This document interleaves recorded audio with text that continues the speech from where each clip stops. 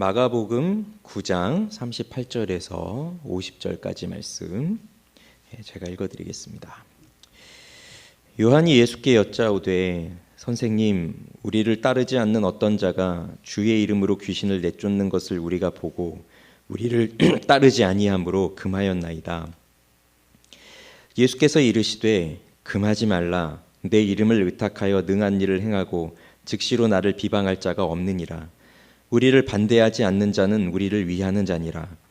누구든지 너희가 그리스도에게 속한 자라 하여 물 한 그릇이라도 주면 내가 진실로 너희에게 이르노니 그가 결코 상을 잃지 않으리라.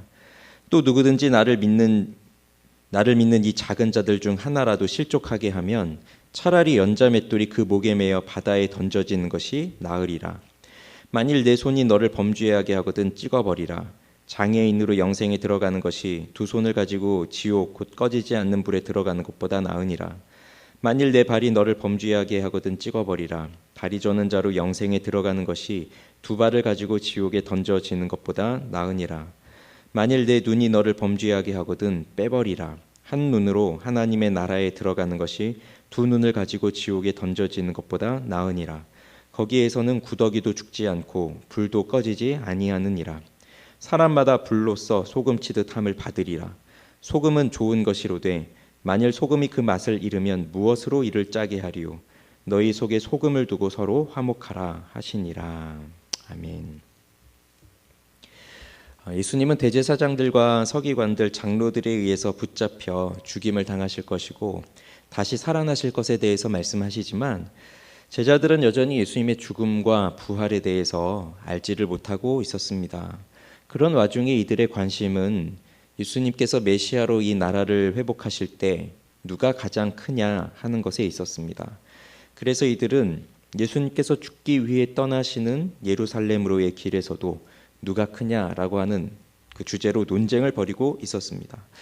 이에 대해 예수님은 누구든지 첫째가 되고자 하면 뭇사람의 끝이 되며 뭇사람을 섬기는 자가 되어야 하리라 말씀하셨고, 당시 가장 힘이 없는 연약한 어린아이 하나를 데려다가 안으시면서 누구든지 내 이름으로 이런 어린아이 하나를 영접하면 곧 나를 영접함이고 나를 영접하면 나를 보내신 이를 영접하는 것이다 말씀하셨습니다.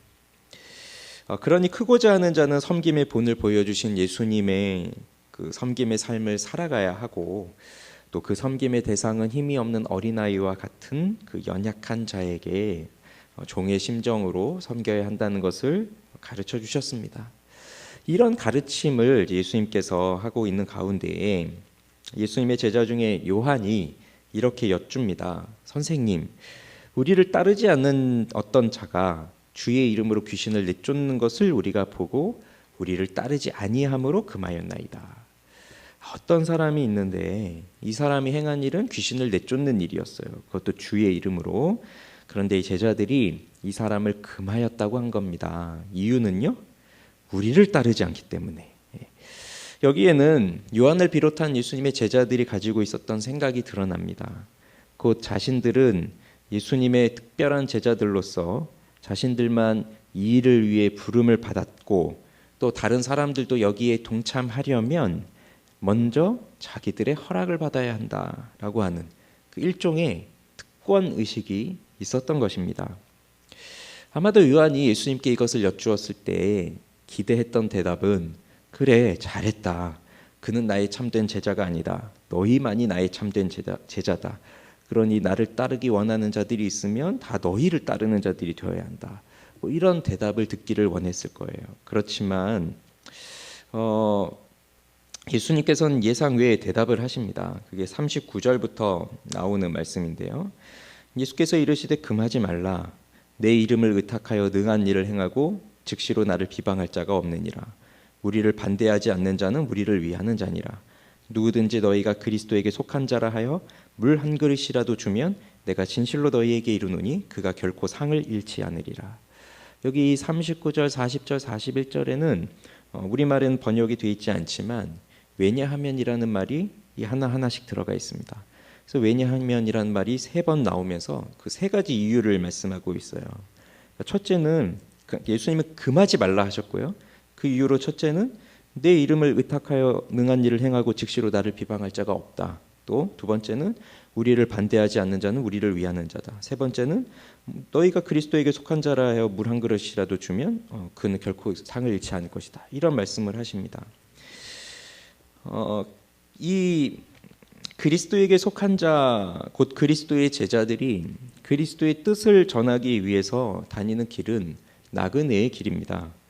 그들이 복음 전도를 하면서 당하는 어려움들이 많이 있습니다.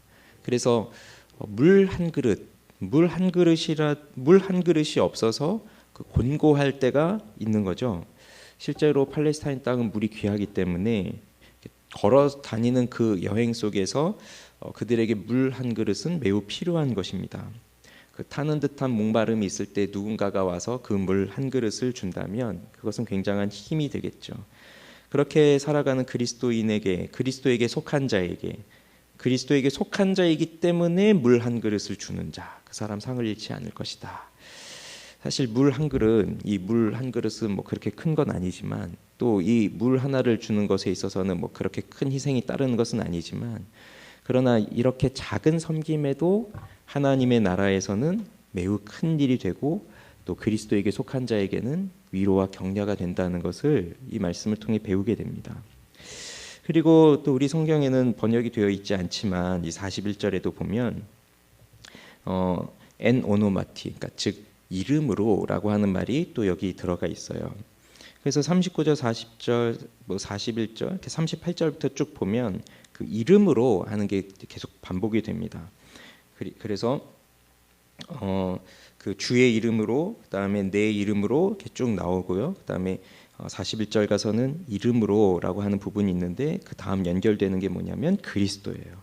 그래서 예수님께서 이제 나의 이름 그것을 41절에 가서는 그리스도의 이름으로 이렇게 이제 확장을 시켜 가십니다. 그러니 예수 그리스도의 그 이름을 의지하여 그리스도에게 속한 자를 섬기는 것은 곧 그리스도를 섬기는 것과 같다. 그리고 나의 이름으로 영접하는 자, 나의 이름을 의탁하여 행하는 자, 그리고 그리스도의 이름으로 물 한 그릇을 주는 자, 이런 사람이 바로 그리스도를 섬기는 자, 이런 자에게는 큰 복이 주어질 것이다. 이런 말씀을 이제 하시는 겁니다. 그러면서 이어서 하시는 말씀이 누구든지 나를 믿는 이 작은 자들 중 하나라도 실족하게 하면 차라리 연자 맷돌이 목에 매어 바다에 던져지는 것이 낫다라는 말씀을 하세요. 이 문맥에 의하면 그 앞에서부터 쭉 보면 작은 자, 그 어린아이 같은 자, 그것을 의미하고 이렇게 어린아이는 세상적으로 큰 권력을 가진 높은 지위의 사람이 아니라 자기를 낮추어서 온전히 하나님만 의지하며 살아가는 겸손한 신앙의 사람, 그 사람을 의미하게 되는데 그런 연약한 자를 실족하게 하면 안 된다.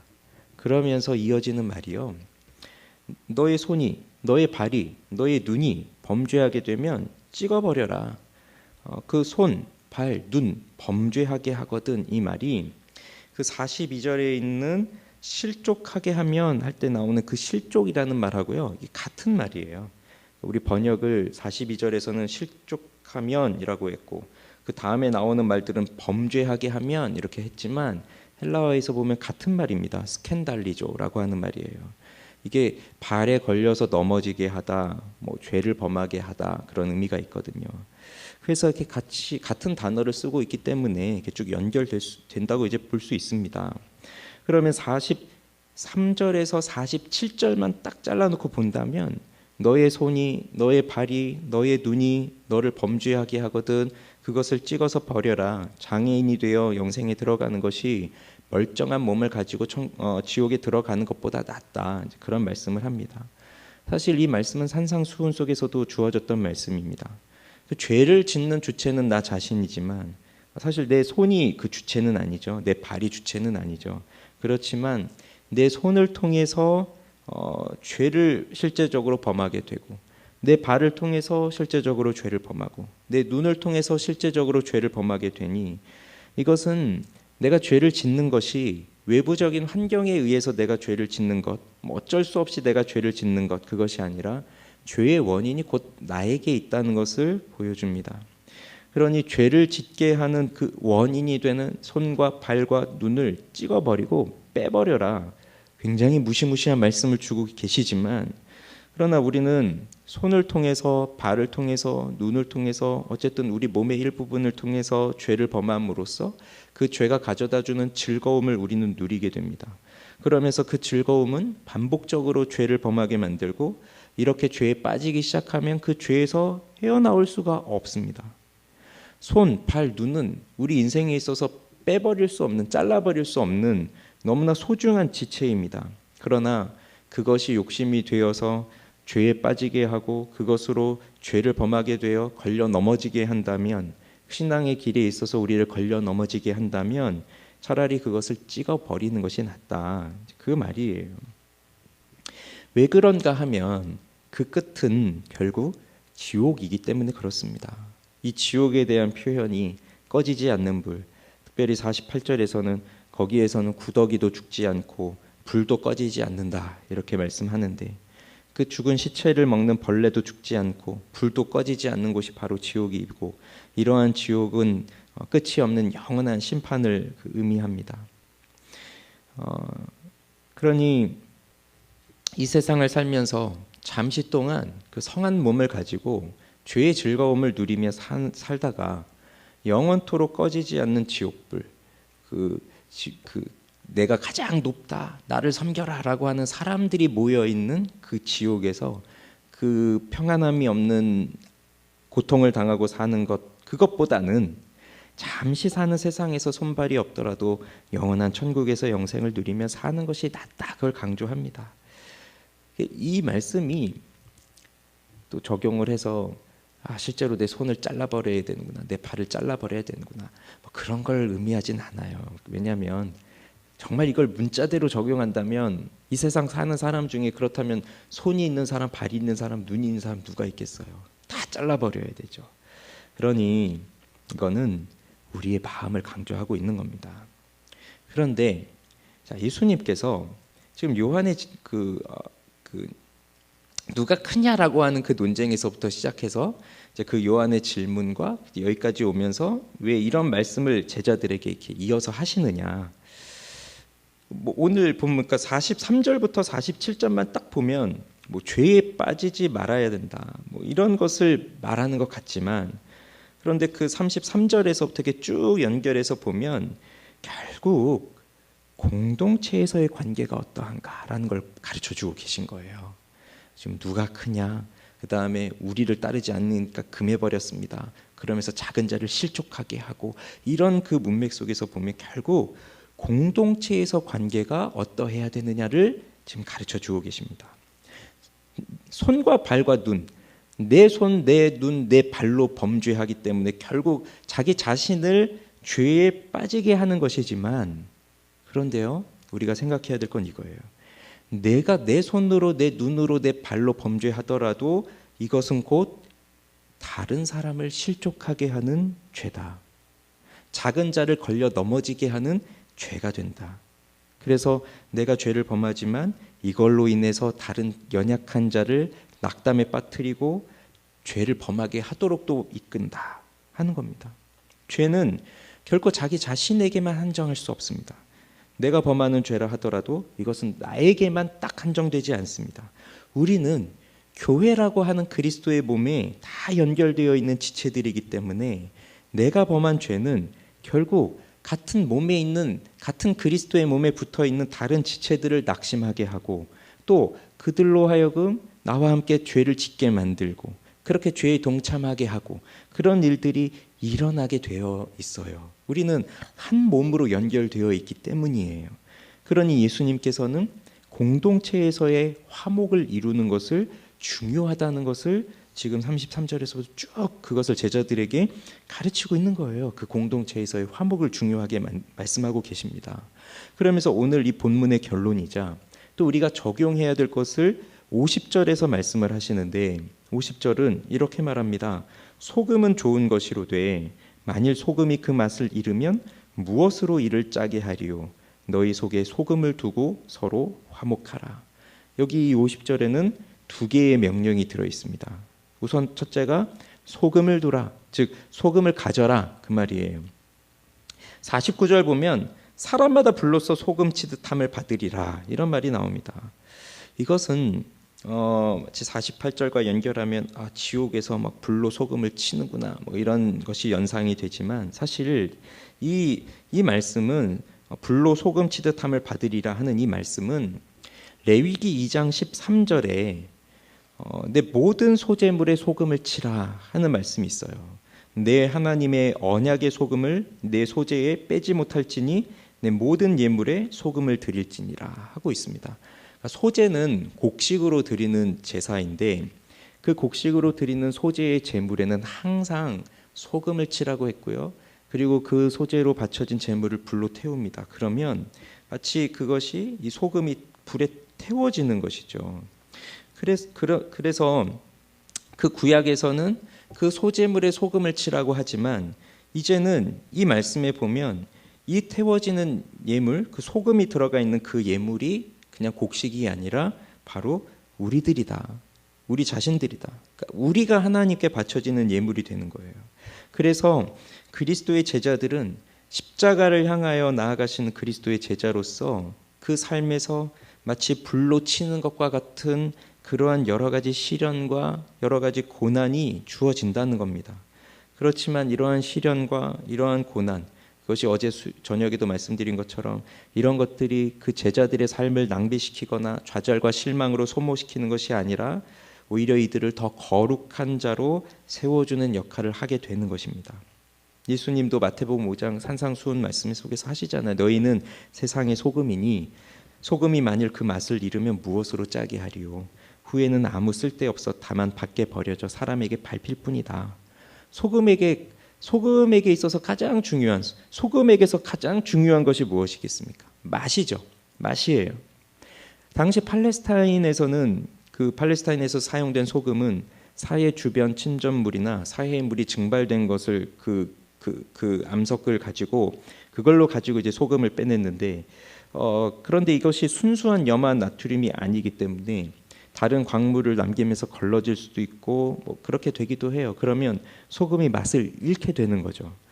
그러면 맛을 내기 위한 그 재료인 소금에다가 또 그 소금을 맛을 내기 위해서 거기다 또 재료를 더 넣어야 됩니까? 거기다 더 맛을 추가해야 됩니까? 그것은 뭐 굉장히 쓸데없는 일이죠. 그러니 소금이 맛을 잃으면 버려야 되는 겁니다. 그리스도인이 이러한 소금의 맛을 이 세상 가운데에 드러내며 살아가야 하는데 그 맛을 잃어버리면 소용이 없는 거죠. 그런데 어떻게 그 맛을 내느냐? 바로 자기 십자가를 지고 자기를 부인하는 삶으로 다른 연약한 자들을 실족하게 하지 않고 그들의 믿음이 자라갈 수 있도록 돕는 삶으로, 또 나에게 있어서는 귀중한 것이지만 이것이 신앙생활에 있어 방해가 된다면 그것을 과감하게 잘라버리는 것으로, 그렇게 살아가는 것으로 소금의 맛을 유지하면서 살아갈 수 있다는 거예요. 그래서 너희는 소금을 두라, 소금을 가져라, 이렇게 말씀합니다. 그리고 두 번째는 서로 화목해라. 서로 누가 크냐라고 하는 그 논쟁을 하면서 싸우고 다투고 그러면서 지옥은 내가 가장 높은 자다 하는 사람들끼리 모여 있어서 나를 섬겨라라고 하는 그러한 삶이 아니라 너희는 서로 화목하라. 서로를 세워주면서. 어떻게 화목할 수 있나요? 내가 낮아져야 되는 거죠. 그 의미예요. 그러니 나를 따를 거냐, 저 사람을 따를 거냐, 너는 나를 따라야 된다 하면서 서로 찢어지고 분열하고, 그게 아니라 같은 마음을 품고 낮아져서 서로를 섬겨라, 그 말입니다. 그래서 여기서 말하고 있는 이 금하지 말라라고 하신 이 세 가지, 내 이름을 의탁하여 능한 일을 행하고 즉시로 나를 비방할 자 없다. 그리고 우리를 반대하지 않는 자는 우리를 위한 자다. 또 누구든지 너희가 그리스도에게 속한 자라고 하여 물 한 그릇이라도 주면 그는 결코 상을 잃지 않을 것이다. 이렇게 하는 것은 결국 이게 뭐 누구를 따르느냐에 따라서 뭐 거기서 찢어지고 분파가 다르고 그렇게 분열되고 그것이 아니라 결국 내 이름, 주의 이름, 예수 그리스도의 이름으로 하나로 모여진 그 교회를 강조하시는 것입니다. 예수님의 제자들은 나를 따르라가 아닙니다. 그리스도 안에서 한 몸인 것을 생각하면서 사는 것입니다. 주님을 따르는 것이죠. 그래서 이 세상에서는 작은 자로 보일지라도 천국에서는 그가 큰 자입니다. 이 세상에서는 목소리가 큰 사람이 이길지 몰라도 천국에서는 조용히 섬기는 자가 큰 자입니다.